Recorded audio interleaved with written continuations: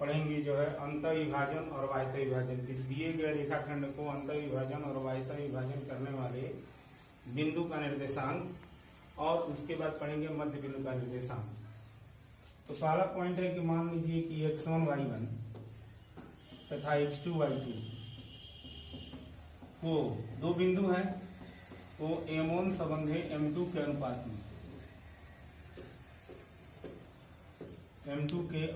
में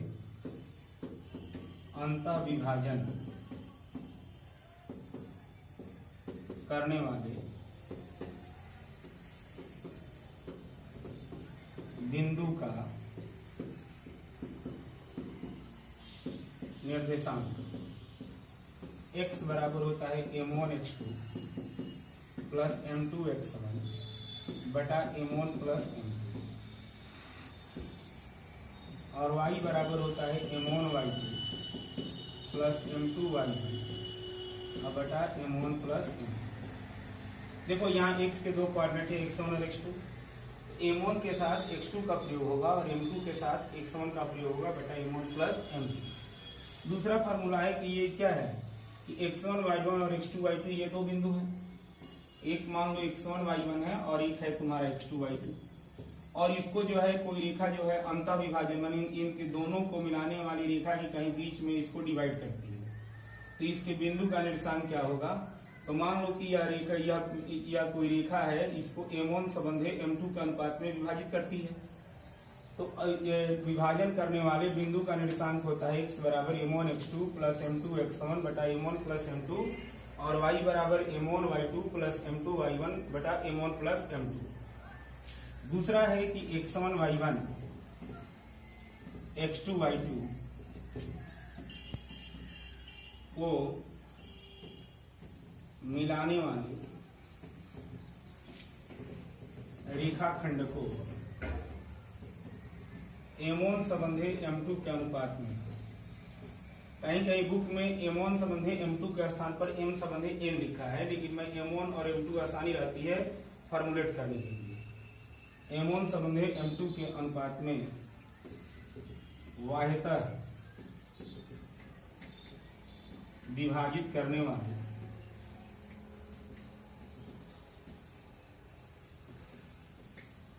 बिंदु का निर्देशांक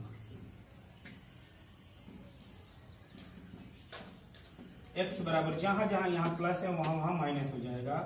x बराबर m1 x2 minus m2 x1 upon m1 minus m2 और y बराबर हो जाएगा m1 y2 minus m2 y1 upon m1 minus m2।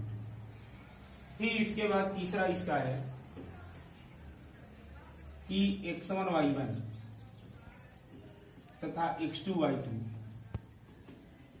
को मिलाने वाले रेखाखंड की मध्य बिंदु का निर्देशांक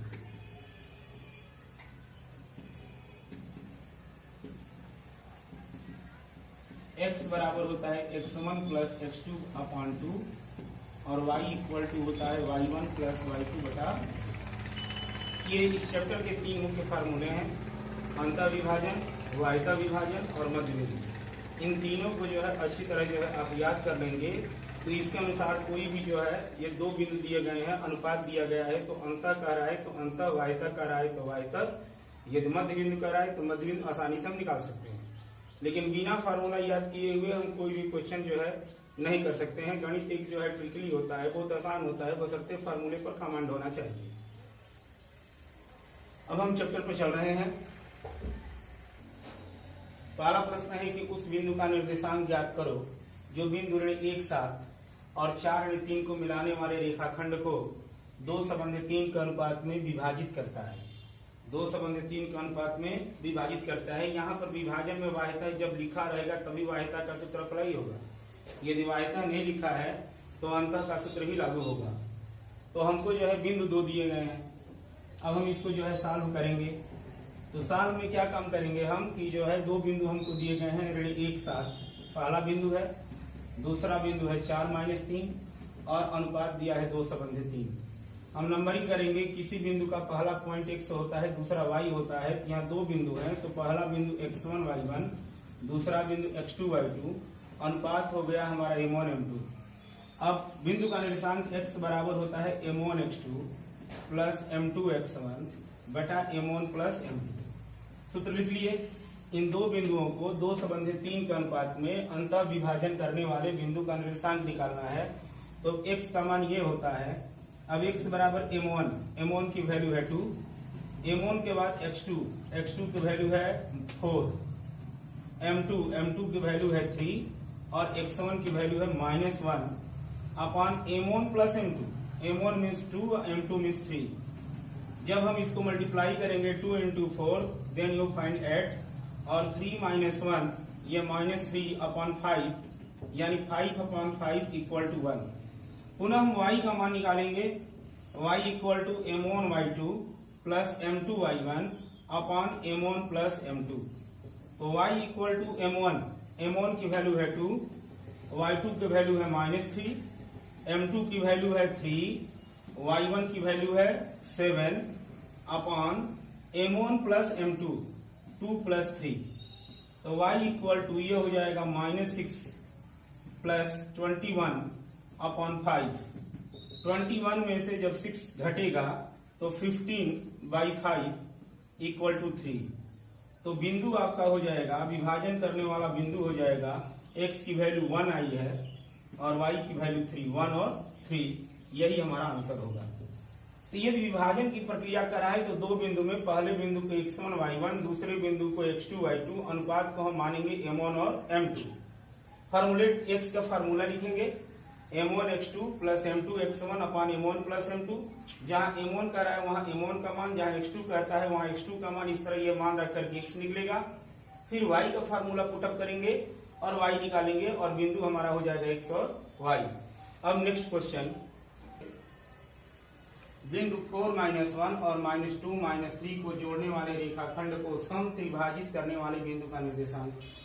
ये मान लो कि जो है समत्रिभाजित का अर्थ होता है कि समान रूप से 3 भागों में विभाजित करने वाले बिंदु का निर्देशांक। ये मान लीजिए कि जो है ये रेखा ये a और b है। a का पॉइंट है 4 - 1 और b का पॉइंट है -2 -3।